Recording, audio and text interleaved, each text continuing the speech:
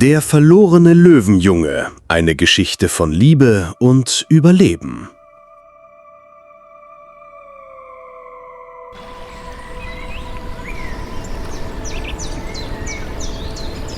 Der Luangwa-Fluss liegt im Zentrum des Luangwa-Nationalparks in Sambia.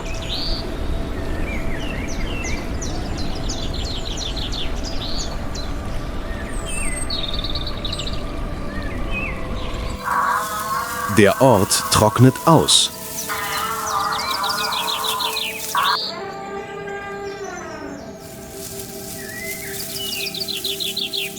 Es hat seit Monaten nicht geregnet.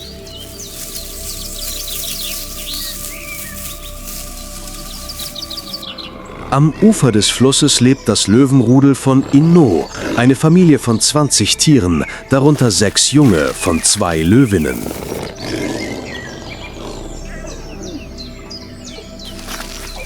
Jedes Jungtier hat seinen eigenen Charakter. Einige sind lebhaft, andere aggressiv.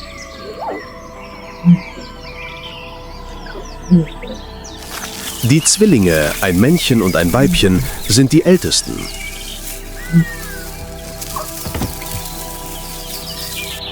Die anderen 4 Männchen sind einige Wochen jünger.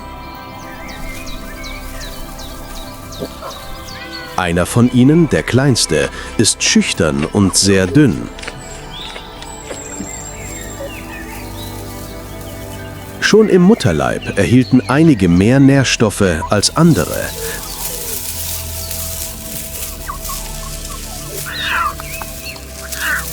Der Kleine wurde von seinen stärkeren Geschwistern vom Futter verdrängt und blieb oft zurück.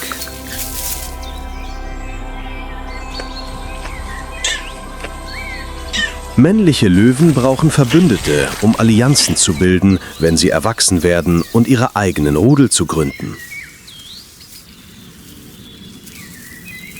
Das gemeinsame Spielen ist für ihre Zukunft sehr wichtig.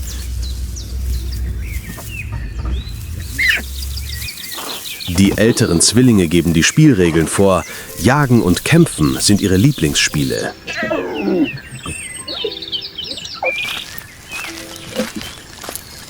Jeden Tag werden sie stärker.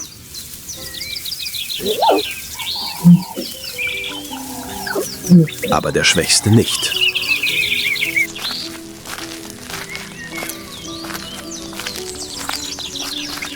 Niemand will sein Freund sein.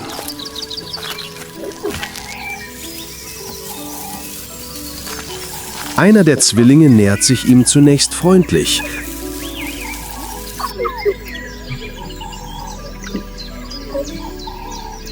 Aber der kleine Löwe hat immer noch Angst. Er versucht es, aber es fällt ihm sehr schwer, sich einzugliedern.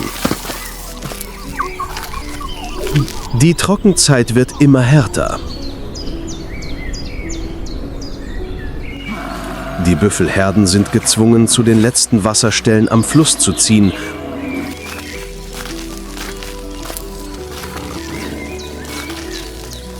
Und die Löwen folgen ihnen.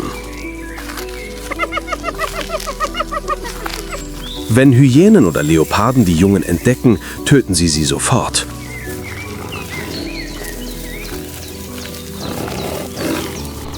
Sie am Leben zu halten, ist eine große Herausforderung für die Mütter. 9 von 10 Jungtieren sterben in den ersten Lebensjahren, bevor sie groß genug sind, um sich zu verteidigen.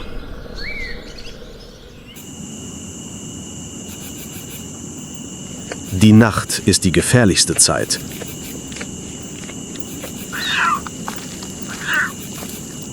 Die Mütter müssen versuchen, ihre Jungen zu verstecken.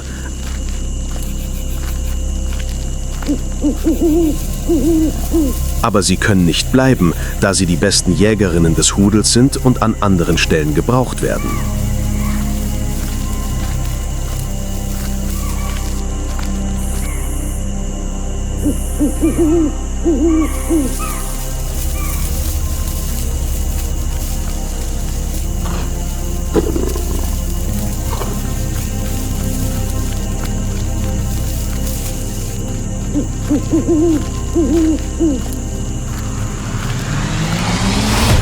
Löwen jagen in Rudeln, stürzen sich auf Impalas und Pukus und greifen die Schwächsten an.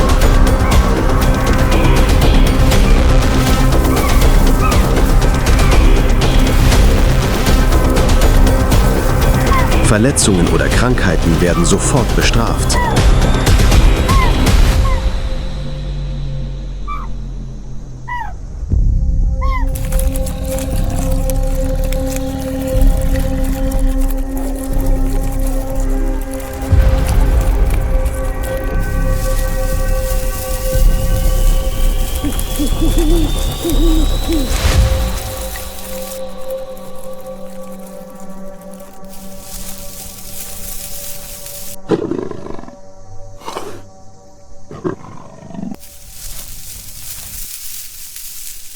Impalas sind schnell, sie sind geboren, um vor Geparden zu fliehen. Büffel sind langsam, aber wie Panzer. Es braucht ein ganzes Löwenrudel, um einen Büffel zu erlegen.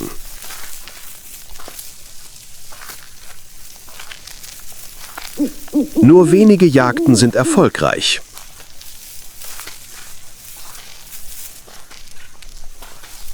Büffel ziehen sich nur zurück, sie fliehen nicht. Während die Löwinnen jagen, brüllen 2 erwachsene Löwen im gesamten 60 Quadratkilometer großen Revier, um ihre Macht zu erkünden, rivalische Löwen zu warnen und Aasfresser wie Hyänen zu vertreiben.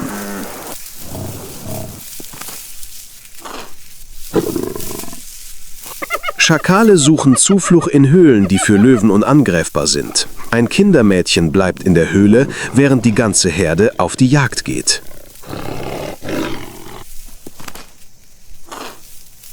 Aber die Löwenjungen haben niemanden, der sie beschützt.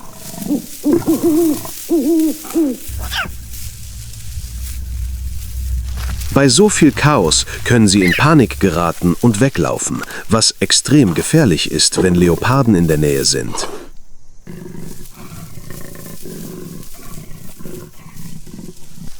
Leoparden bewegen sich äußerst lautlos. Selbst Antilopen haben Schwierigkeiten, sie zu entdecken.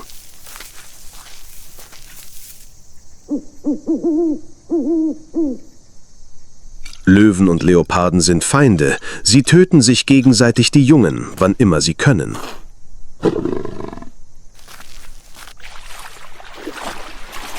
Bei Einbruch der Dunkelheit kommen die Flusspferde aus dem Fluss, um zu grasen, was eine Insektenwolke aufwirbelt, die Fledermäuse auf der Suche nach Nahrung anlockt. Hyänen wittern mehrere Mitglieder des Löwenrudels, die ein Wildschwein verschlingen. Die Löwin war auf der Jagd. Der Löwe brüllte und seine Jungen versteckten sich. Nur die etwa 4-jährigen Junglöwen blieben zurück, um das Revier zu verteidigen.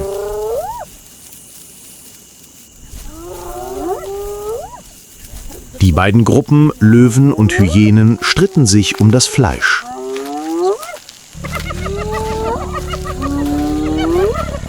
Schließlich gaben die Hyänen auf.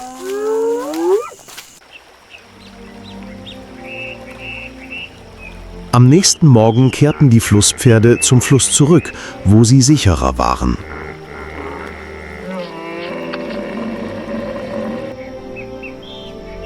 Das verlassene Löwenjunge versteckte sich. Es war eine Nacht voller Drama.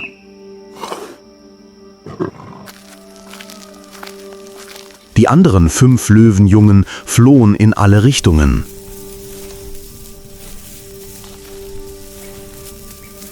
Zwei von ihnen wurden am Flussufer gefunden, einem gefährlichen Ort, an dem sie zu keinem Rudel gehörten.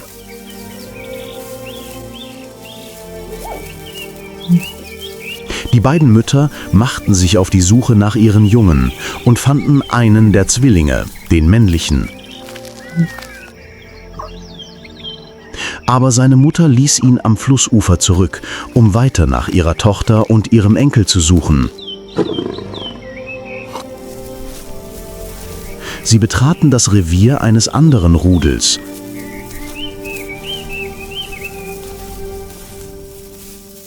Zum Glück gab es keine Anzeichen von Feinden.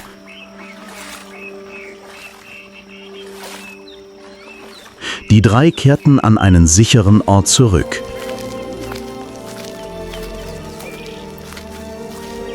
Löwenjunge können sich leicht verirren.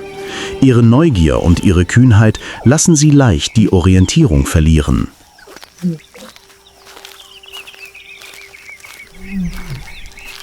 Alle Jungtiere wurden gefunden.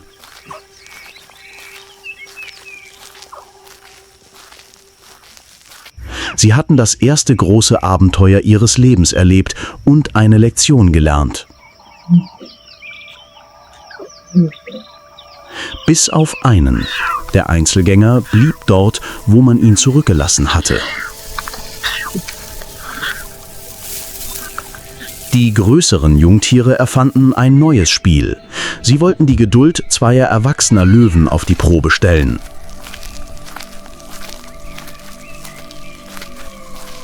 Der verlassene Löwenjunge versuchte sich mit den beiden Großen anzufreunden, die seine beste Verteidigung sein könnten.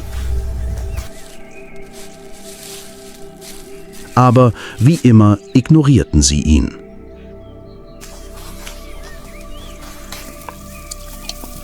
Er kehrt zurück, um nach seiner Mutter zu suchen, um zu säugen. Die jugendlichen Löwen kehrten nach einer durchgezechten Nacht endlich zurück. Der Kleine versuchte sich ihnen zu nähern, aber die immer größer werdende Gruppe ist gefährlich.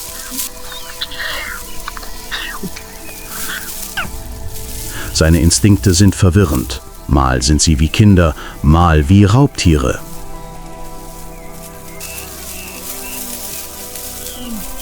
Aber vielleicht ist es besser, bei den Älteren zu bleiben.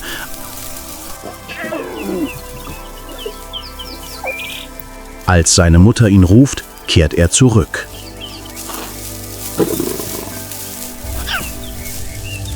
Die Herde streift weiter durch das 60 Quadratkilometer große Revier auf der Suche nach Beute und Eindringlingen. Sie halten fast den ganzen Tag an, um zu schlafen.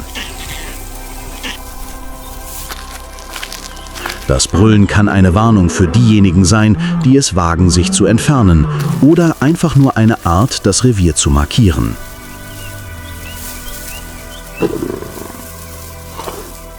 An ihrem Rastplatz finden sie die Überreste einer Beute, die sie einem Leoparden weggenommen haben.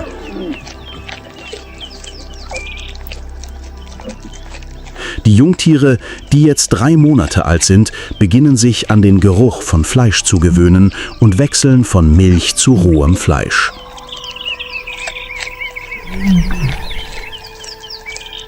In dieser Phase üben sie ihren Jagdinstinkt.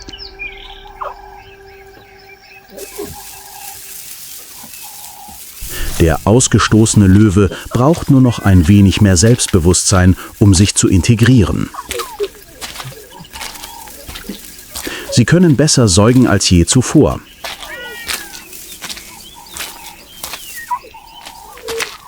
Die Mütter stillen die gesamte Gruppe, was als Kreuzstillen bezeichnet wird.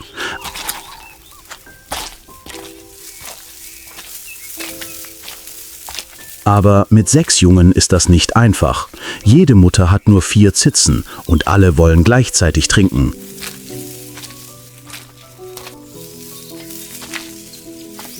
Die Mütter werden langsam nervös.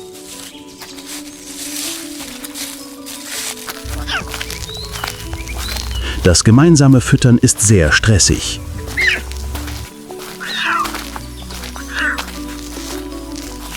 Die Männchen müssen Gruppen bilden, um später ein Revier zu erobern. Daher ist Freundschaft von klein auf ein wichtiger Faktor.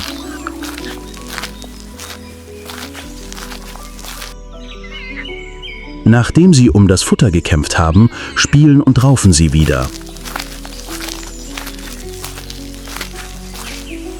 Der verlassene Löwe blieb allein zurück.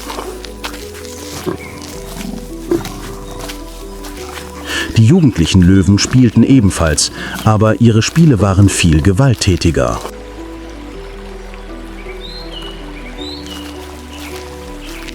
Der verlassene Junge hatte sich daran gewöhnt, allein zu sein.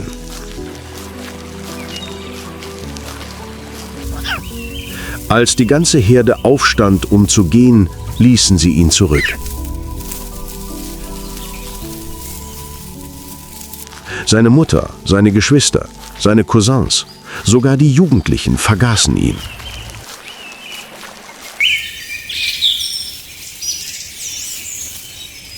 Wenn die erwachsenen Löwen weg sind, trauen sich die anderen Tiere, sich ein wenig zu entspannen und schauen neugierig auf den kleinen, einsamen Löwen.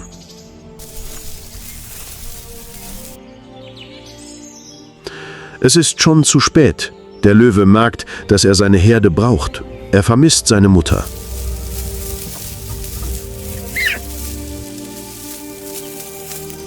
Allein und verloren. Die Herde zu rufen ist keine gute Idee. Raubtiere könnten ihn hören.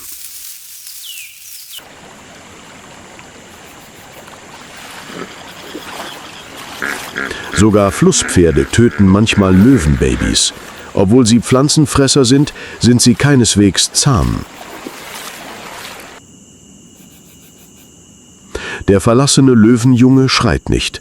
Er beobachtet nur schweigend und lauscht zusammen mit den nachtaktiven Tieren wie Feldhasen und Wildkatzen, die mit Mungus verwandt sind.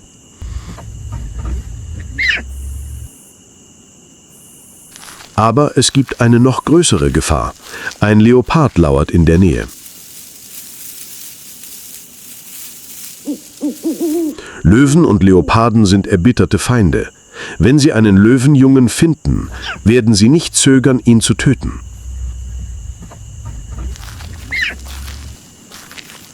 Als die Angst zu groß wird, lähmt das Überlebensinstinkt den Körper des Löwenjungen, was als Synkope bezeichnet wird, ein Zustand völliger Bewegungslosigkeit.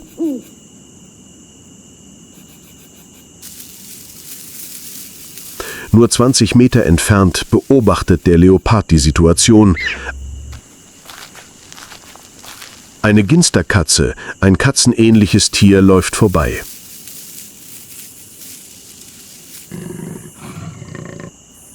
Aber der Leopard bleibt konzentriert und hat den Löwenjungen fest im Blick.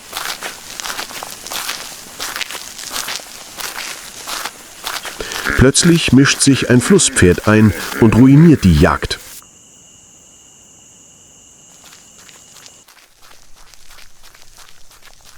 Obwohl sie Leoparden hassen, retten Flusspferde selten Löwenjunge.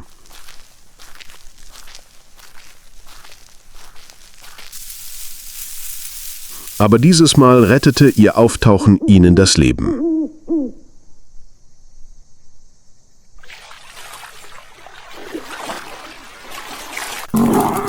Zwischenzeitlich haben die jugendlichen Löwen eine Beute erlegt, aber die Hyänen haben sie ihnen weggenommen.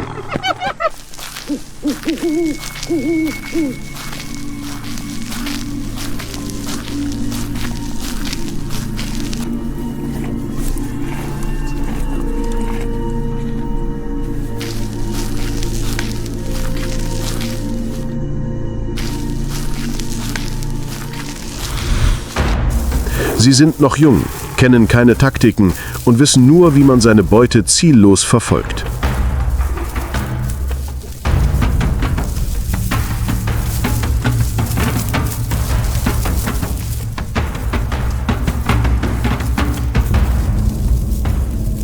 Wieder einmal scheitern sie.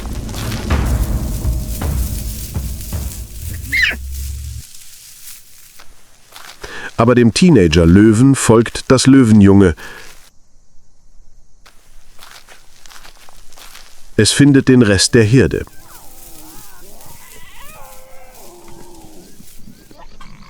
Das Wiedersehen ist nicht einfach.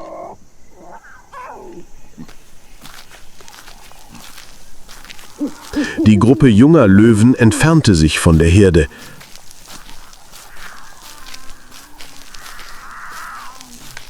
Für den Jungen war es genauso gefährlich, bei ihnen zu bleiben, wie allein zu sein. Ihre Mäuler waren voller Speichel.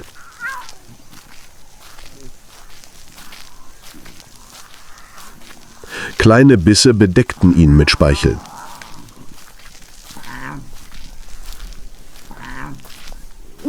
Der Jagdinstinkt und die Wut könnten sie zu etwas Schrecklichem treiben, einen ihrer Jungen zu töten. Der verwirrte und hungrige Welpe versucht zu saugen, aber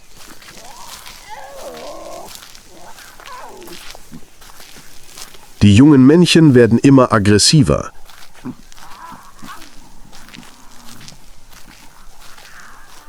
Der kleine Löwe versucht verzweifelt zu fliehen, aber das verschlimmert die Situation nur.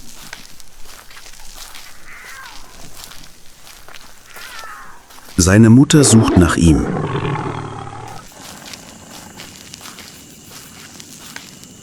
Währenddessen holen sich die Teenager ihr Spielzeug zurück, den Löwenwelpen.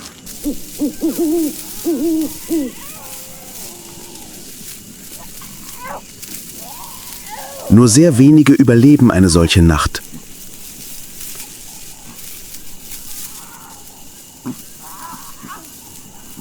Aber etwas an diesem kleinen Wesen lässt es alle Regeln missachten.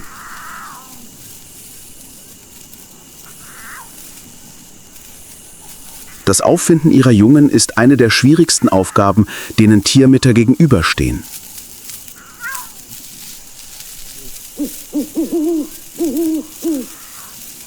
Sie widmen ihr ganzes Leben dem Schutz der nächsten Generation, und diese Aufopferung spiegelt sich in jeder ihrer Handlungen wider.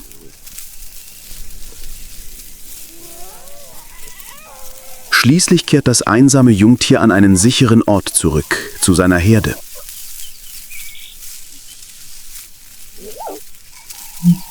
Aber es hat schon genug gelitten.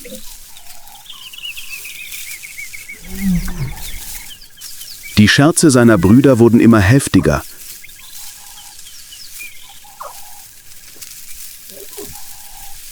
Sie wurden stärker und selbstbewusster.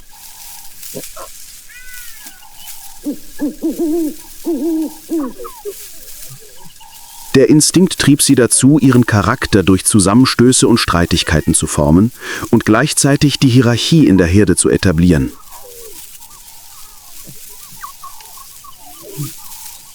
Es dauert viele Jahre, bis diese Spiele sie lehren, echte Löwen zu werden.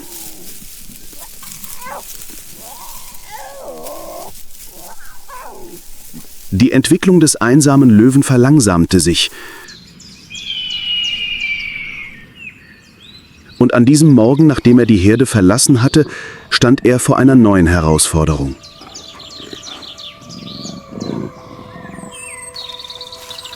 Er konnte kaum laufen.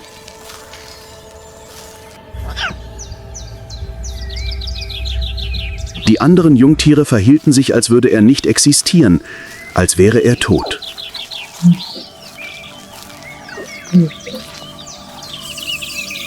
Vielleicht hatte er sich die Hüfte oder die Wirbelsäule gebrochen, vielleicht hatten ihn die Jugendlichen verletzt, oder vielleicht war er einfach nur erschöpft.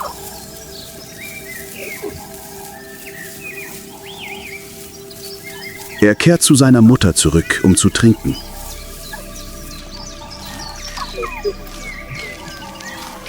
Sie brüllt warnend: Etwas hat sich verändert.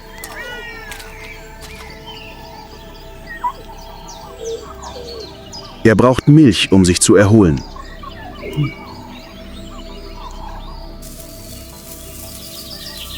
Er versucht, zu seiner Tante zu gehen, aber auch sie weist ihn gnadenlos zurück.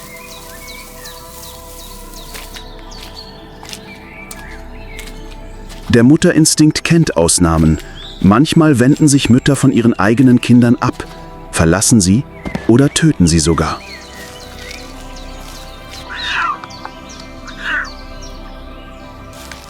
Wissenschaftler haben gerade erst begonnen, dieses Phänomen zu untersuchen. Was können abgelehnte Jungtiere tun, damit ihre Mütter sie wieder akzeptieren?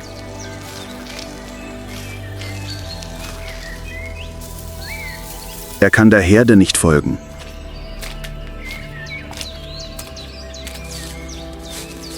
Sie verschwinden wieder.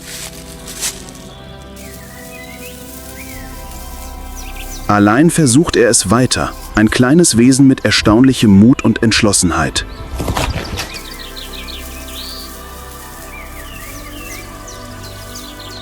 Schließlich findet er die Herde.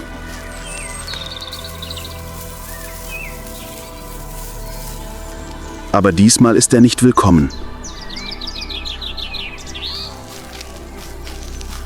Er ist noch schwerer verletzt und sein Bein wird immer schlimmer. Und jetzt muss er auch noch Durst und Schmerzen ertragen.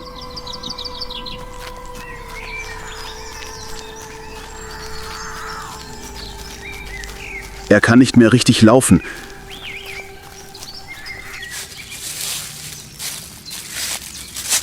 Aber er muss weitermachen.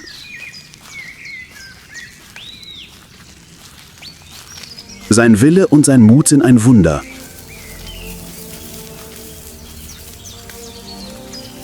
Das größte Problem bleibt jedoch ungelöst. Obwohl er die Herde gefunden hat, weigern sich seine Mutter und seine Tante, ihn zu säugen.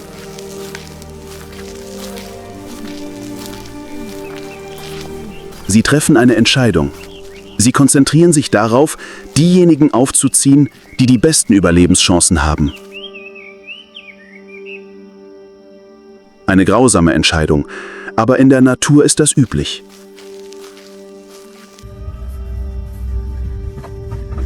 Er sitzt weit weg und beobachtet die anderen, während sie gefüttert werden. Er versucht es noch einmal.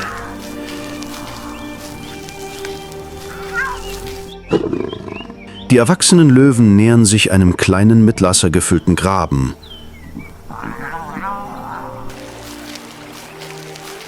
Der ausgesetzte Löwenjunge ist extrem dehydriert, so sehr, dass er anfängt, sich verwirrt im Kreis zu drehen.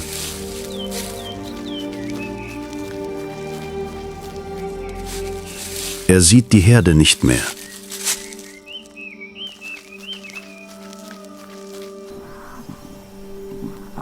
Doch dann entdeckt er sie, alle versammelt am Wasser.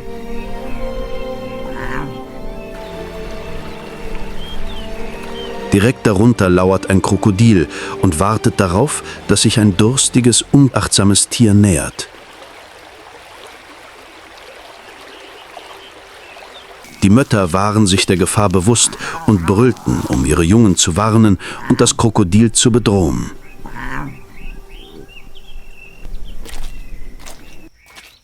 Aber der kleine Löwe, schwach und verwirrt, bemerkte nicht, dass es einen sichereren Weg gab, dorthin zu gelangen.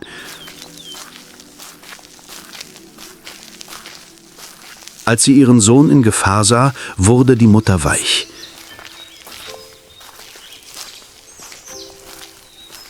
Etwas regt sich in ihr.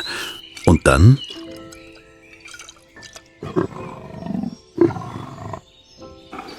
Endlich konnte der kleine Löwe seinen ersten Schluck Wasser trinken.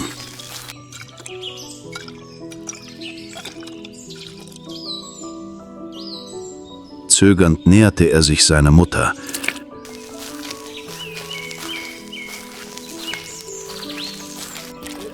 Zum ersten Mal seit dieser schrecklichen Nacht ließ sie ihn näher kommen und trinken.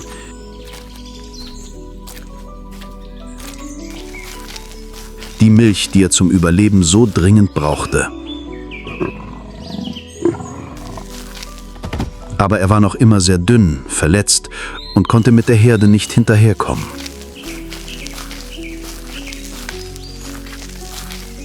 Als die Herde sich entfernte, geschah etwas Unerwartetes. Eines der Jungtiere blieb stehen.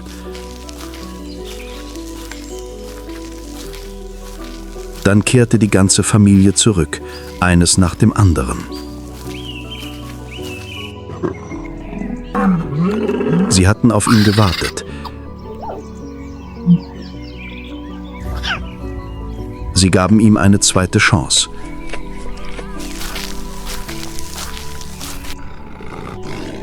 Mit Glück ist dies nur der Anfang der Geschichte des kleinen Löwen, der ausgesetzt wurde.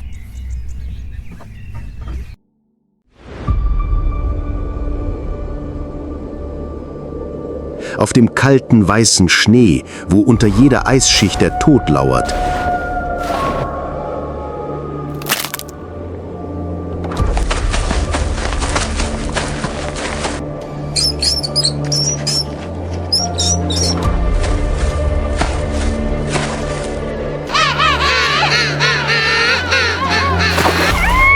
Liefern sich wilde Kreaturen einen gnadenlosen Kampf ums Überleben.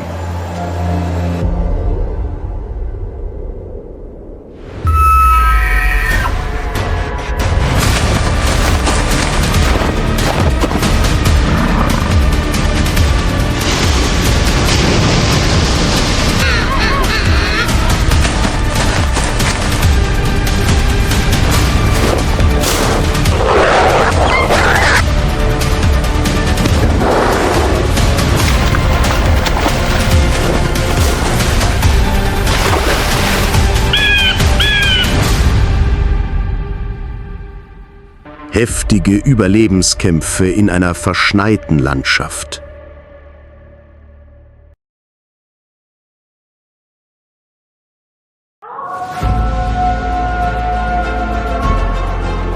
An den kältesten Orten der Erde ist Schnee nicht nur eine makellose weiße Decke, sondern auch ein Schleier, der die täglichen erbitterten Kämpfe verbirgt.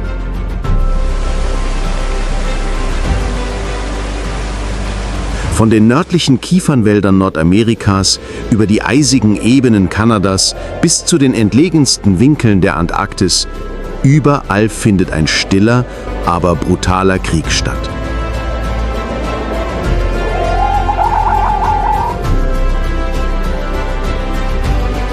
Dort muss jedes Lebewesen, egal wie groß oder klein, um sein Überleben kämpfen.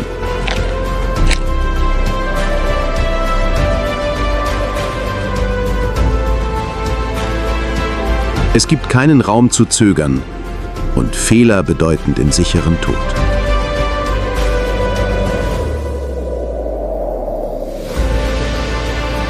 Unter dieser eisigen Schönheit verbirgt sich eine pulsierende Welt, in der nicht nur die Stärksten überleben, sondern auch die intelligentesten, strategischsten und geduldigsten.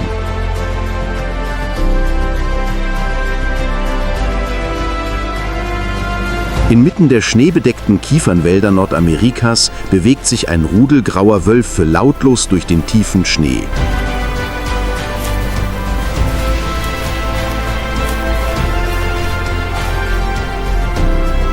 Sie sind perfekte Jäger in der Kälte, intelligent, geduldig und äußerst.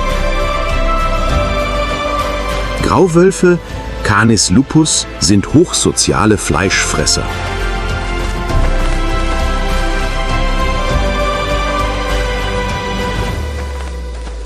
Sie leben in streng organisierten Rudeln, in denen jedes einzelne Tier eine bestimmte Rolle hat.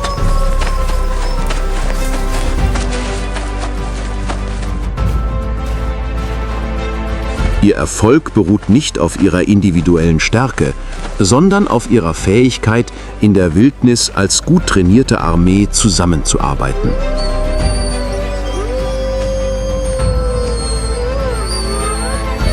Der Winterhummer hat sie dazu getrieben, eine Herde Elche aus der Ferne zu verfolgen.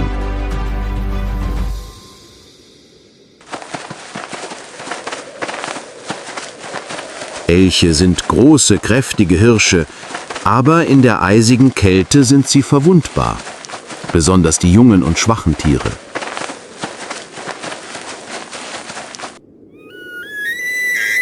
Doch heute haben sie nicht die Schwachen und Jungen im Visier.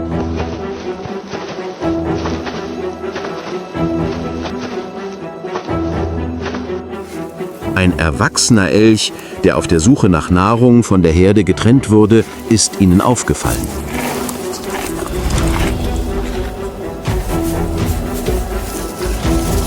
Obwohl er größer und stärker ist, macht ihn seine Einsamkeit zu einem idealen Ziel.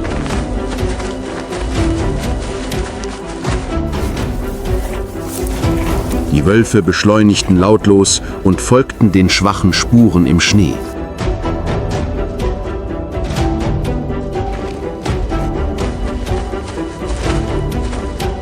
Der starke Wind konnte den Geruch ihrer Beute nicht überdecken und Instinkt und Erfahrung leiteten jeden ihrer Schritte.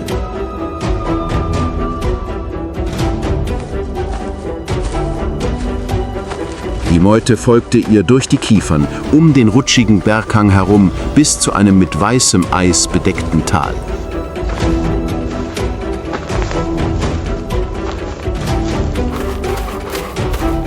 Aber der Elch war nichts. Im Nu stürzte er, vollständig gefroren war.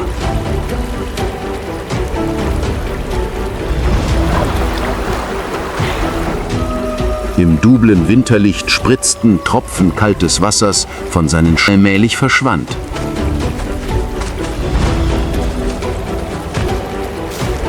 Der Elch blickte kurz zurück und verschwand dann im nebligen Dunkel.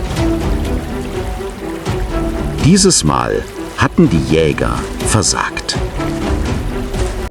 Ein paar Tage später, als der Hunger alle Mitglieder des Rudels quälte, nahmen sie ihre Jagd im verschneiten Wald wieder auf.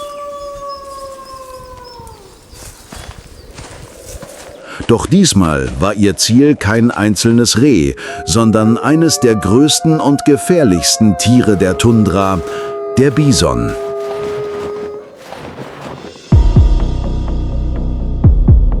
Der Bison, ein Symbol für die Kraft Nordamerikas, wog fast 1 Tonne, hatte gekrümmte Hörner wie Sicheln und eine unvergleichliche Ausdauer.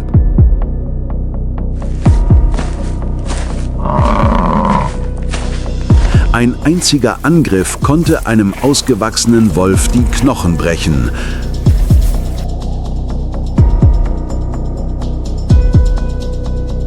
Aber die Meute wusste, wenn sie Erfolg hatte, würde dies ein Festmahl sein, das tagelang dauern würde. Sie entdeckten eine Herde Bisons, die sich langsam durch den tiefen Schnee bewegt. Die Wölfe greifen nicht sofort an, sondern folgen ihnen geduldig stundenlang und warten auf eine Schwäche.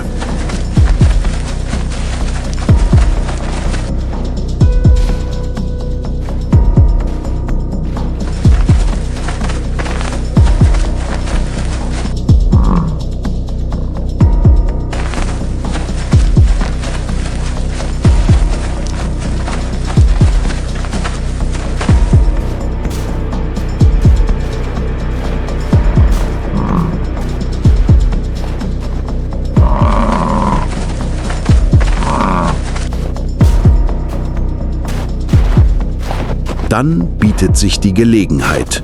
Ein alter Bison, der sich langsam bewegt und hinter der Herde zurückbleibt.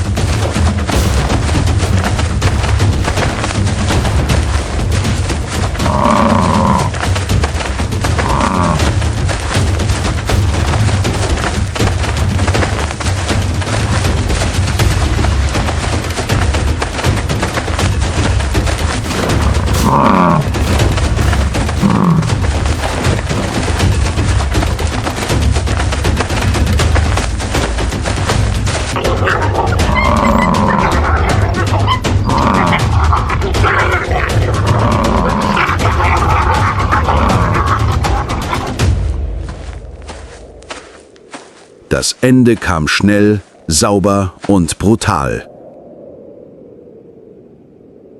Dies war nicht nur ein Sieg, sondern auch ein Beweis für die Strategie, die Widerstandsfähigkeit und den Rudelgeist, die den grauen Wölfen geholfen hatten, Jahrtausende in der eisigen Welt zu überleben. Als die Sonne hinter den vereisten Baumwipfeln versank, klang das Festmahl der Wölfe allmählich ab.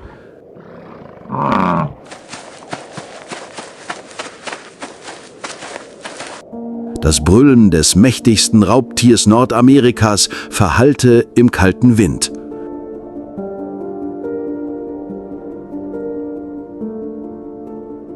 Aber nicht weit davon entfernt, zwischen den dichten Kiefern, bewegte sich ein anderes Lebewesen, lautlos, allein, still und auf seine Weise gefährlich.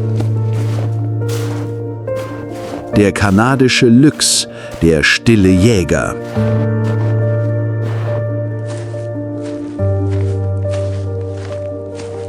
Mit seinem dichten grauweißen Fell, das sich in den Schnee einfügt, und seinen schwarzen, spitzen Ohren, die wie Antennen aufrecht stehen, ist der Lynx ein Geist im verschneiten Wald.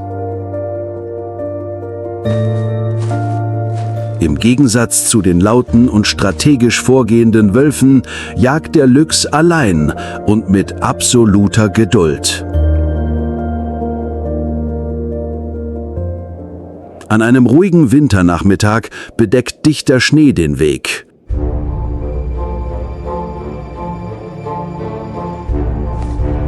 Unter den kahlen Bäumen verraten kleine Fußspuren die Anwesenheit von Polarhasen, einer bekannten Beute.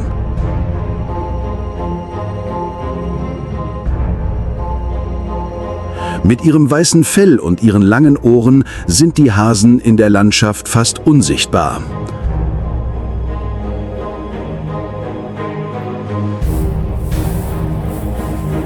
Aber nichts entgeht den kalten, blassgelben Augen des Lynxes.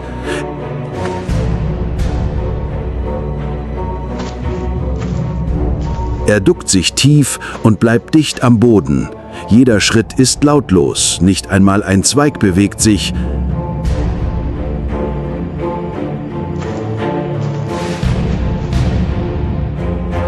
Das Kaninchen knabbert weiter an trockenen Wurzeln, völlig ahnungslos.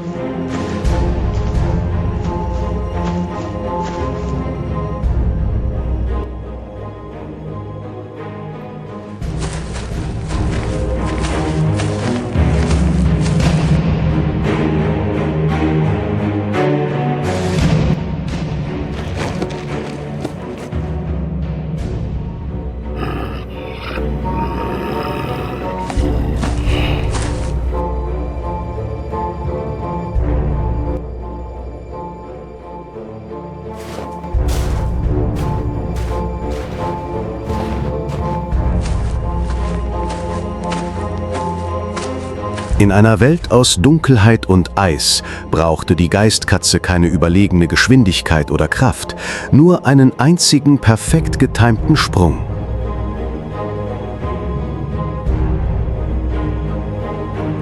Inmitten von Hunger und Kälte war Stille die gefährlichste Waffe.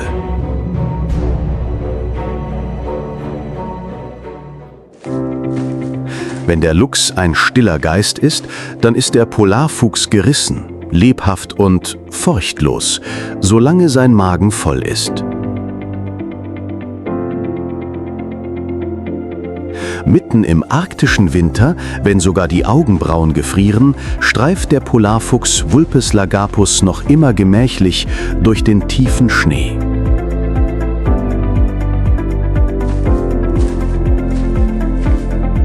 Mit seinem rein weißen Fell, das einem hochwertigen Wintermantel gleicht, ist er vor dem weißen Hintergrund fast unsichtbar.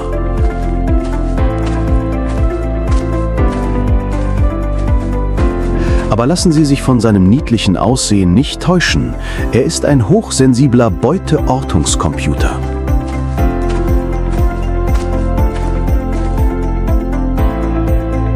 Das Überlebensgeheimnis des Schneefuchses liegt in seinen kurzen Ohren und seinem außergewöhnlichen Gehör.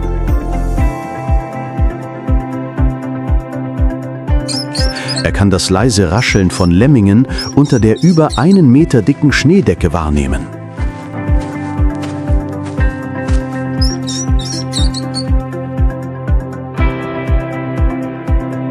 Dann kommt sein charakteristischer Sprung. Der Fuchs springt hoch in die Luft, beschreibt eine Kurve im Himmel und taucht mit einem dumpfen Schlag kopfüber in den Schnee ein, um mit einer saftigen Mahlzeit wieder aufzutauchen.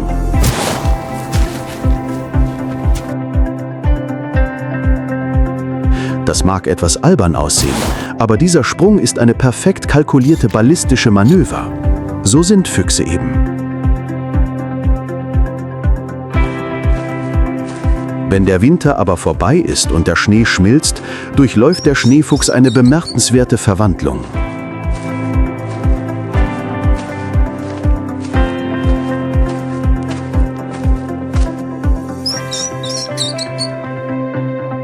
Sein rein weißes Fell verfärbt sich allmählich graubraun, wodurch er sich besser an die Felsen, das trockene Gras und das karge Gelände des Sommers anpassen kann. Eine intelligentere Anpassung gibt es kaum.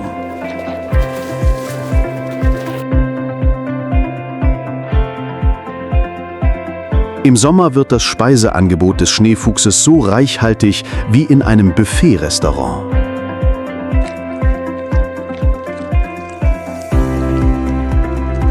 Neben Lemmingen frisst er Vogeleier, Insekten und Beeren.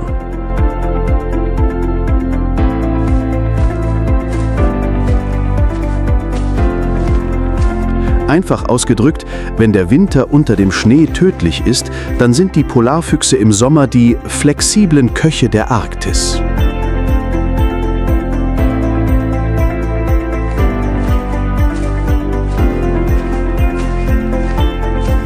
Egal zu welcher Jahreszeit, eines haben alle Polarfüchse gemeinsam. Sie wissen immer, wie sie überleben können, manchmal durch ihre Weisheit, manchmal durch die Tollkühnheit eines Tieres, das weiß, dass es nicht das Stärkste sein muss, sondern nur schneller als das Langsamste.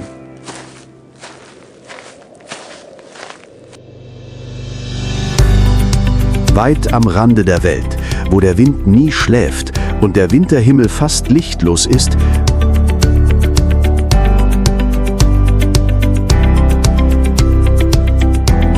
versammeln sich tausende schwarz-weiße Wesen still auf dem eisigen Boden.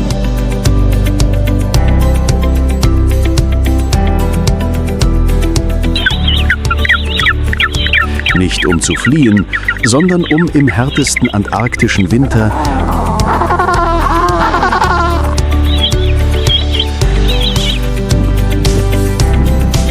ihre Jungen zur Welt zu bringen. Der Kaiserpinguin, die einzige Art, die den Winter als Brutzeit gewählt hat, beginnt seine Reise ums Überleben mit erstaunlicher Entschlossenheit. Nach der Paarung stehen sich die Paare schweigend gegenüber, als ob beide verständen würden, dass es hier nicht nur um Instinkt geht.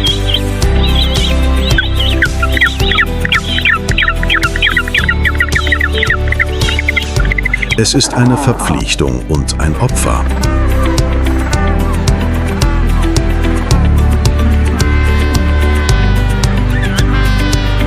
Wenn das Weibchen sein Ei legt, rollt es vorsichtig auf die Füße des Männchens.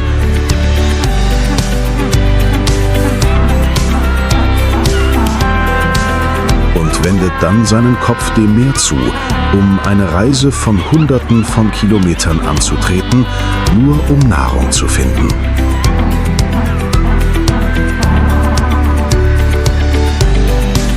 Zurück in dieser kargen weißen Landschaft bleibt der Vater.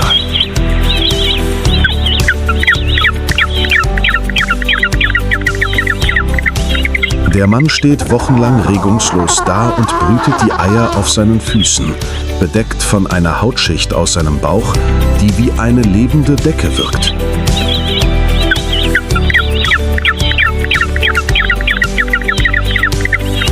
Er isst nicht, bewegt sich nicht und klagt nicht. Er steht einfach nur da und erträgt den beißenden Wind und die Schneestürme, während die Temperaturen unter minus 50 Grad Celsius fallen können.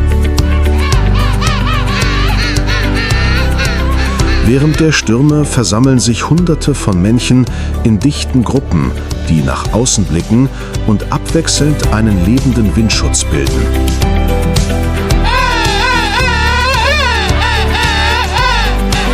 Es gibt keinen Anführer, kein Signal, nur den tiefen Instinkt einer Spezies, durch stillen Schutz verbunden.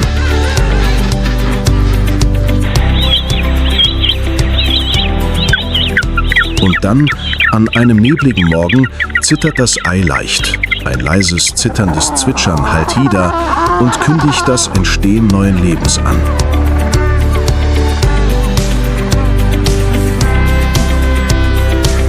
Es gibt keine Feierlichkeiten, nur die sanfte Verbeugung des Vaters, der sein Küken an seinen Bauch drückt, um ihm die erste Wärme seines Lebens zu geben.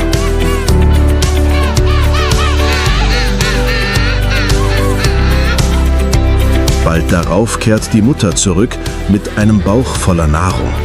Das Paar tauscht ihre Jungen vorsichtig aus. Jede Bewegung ist präzise.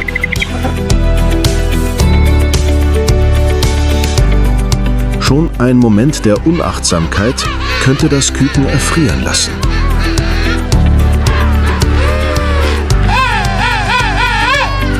Aber das lassen sie nicht zu. An einem Ort, an dem Leben unmöglich scheint,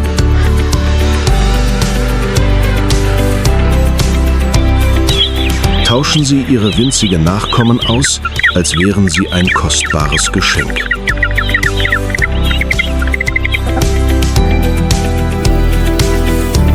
Keine scharfen Krallen, keine Schnelligkeit, keine Jagd.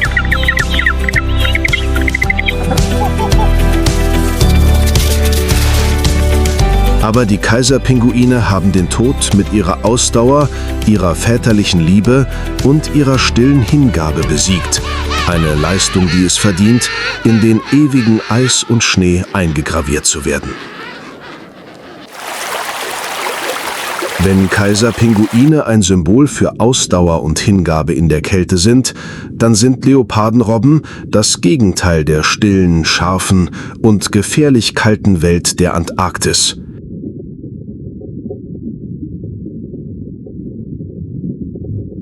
Versteckt unter dünnen Eisschichten allang der Küste lauert die Leopardenrobbe Hydroga leptonyx.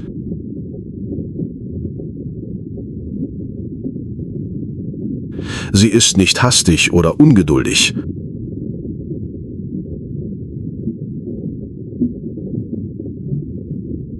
Ihr langer, schlanker Körper ähnelt einem lebenden Torpedo und ihr breites Maul mit rasiermesserscharfen Zähnen dient nur einem einzigen Zweck, dem präzisen Angriff. Mit einem Gewicht von bis zu 500 Kilogramm ist die Leopardenrobbe nicht nur ein großes Raubtier, sondern auch ein strategischer Killer. Ihre bevorzugte Beute sind Babypinguine, winzige Wesen, die gerade schwimmen lernen und im kalten Wasser herumstrampeln. Babypinguine, die schwimmen lernen, befinden sich im zerbrechlichsten Moment ihres Lebens.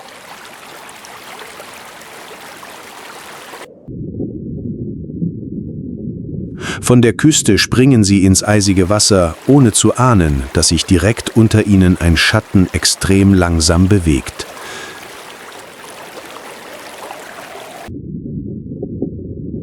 Die Leopardenrobbe schwimmt lautlos und verfolgt mit ihren kalten, schwarzen Augen das ungeschickte Flattern der Flügel der Vögel.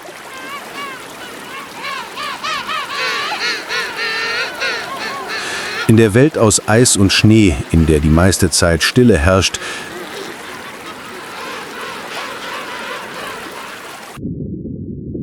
sind es Kreaturen wie Leopardenrobben, die die Wasseroberfläche immer so aussehen lassen, als stünde ein Sturm bevor.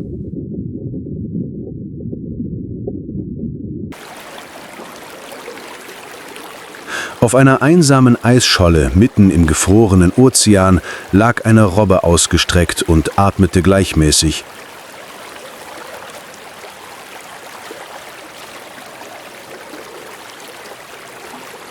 Ihr Körper war nass, ihre dicke Fettschicht zitterte leicht bei jedem Atemzug.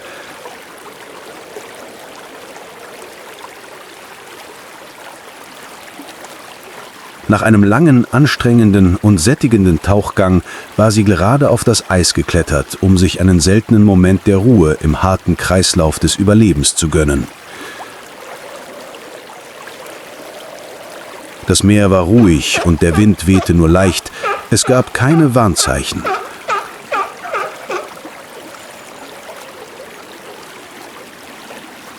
Aber in der Natur ist Stille oft der Vorbote einer Tragödie.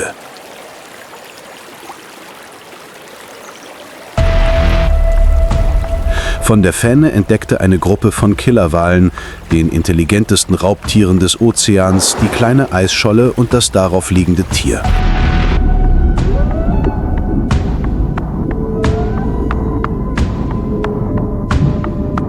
Mit einer Intelligenz, die es in der Natur selten zu finden ist, stürmten sie nicht vor.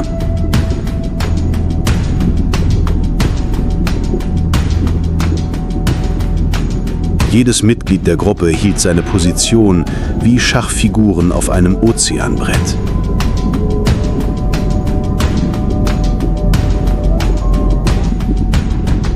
Ein Festmahl erwartete sie und sie warteten auf den richtigen Moment. Die Gruppe begann, den Eisberg zu umkreisen und kleine Wellen zu erzeugen.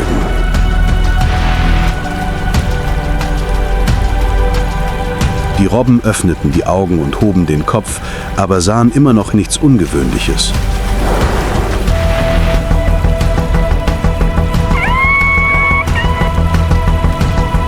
Der Eisberg blieb stabil, aber die Wellen wurden immer größer. Das war kein Zufall, es war eine Strategie.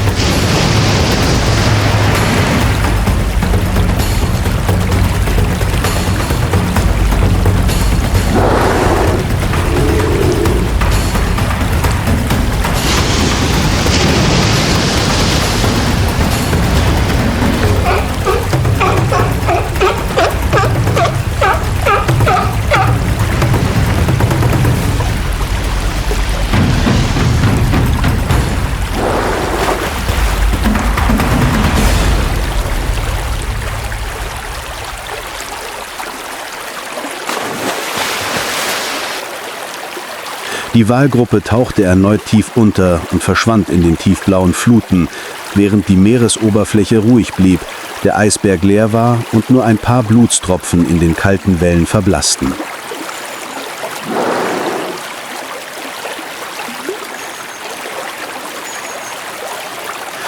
Von den weißen Kiefernwäldern Nordamerikas bis zu den einsamen Eisbergen, die im eisigen Ozean treiben, von den plötzlichen Sprüngen der grauen Wölfe bis zu den cleveren Taktiken der Killerwale.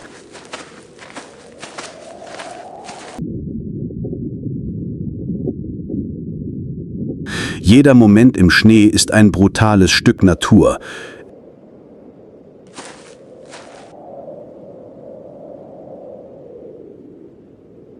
Es gibt keine ewigen Sieger, es gibt auch keine völlig hilflosen Beutetiere.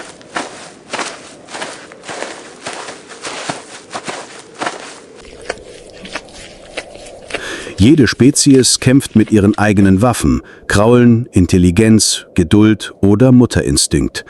Und alle stehen einem gemeinsamen Feind gegenüber, der Kälte,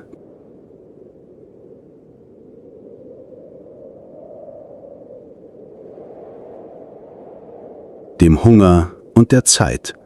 In dieser gefrorenen Welt ist das Leben keine Selbstverständlichkeit, sondern eine Belohnung für diejenigen, die sich anpassen, warten und niemals aufgeben. Wenn Schnee die Fußspuren bedeckt und der Wind über die weiße Einöde weht, geht der Kampf weiter, still, aber unerlässlich.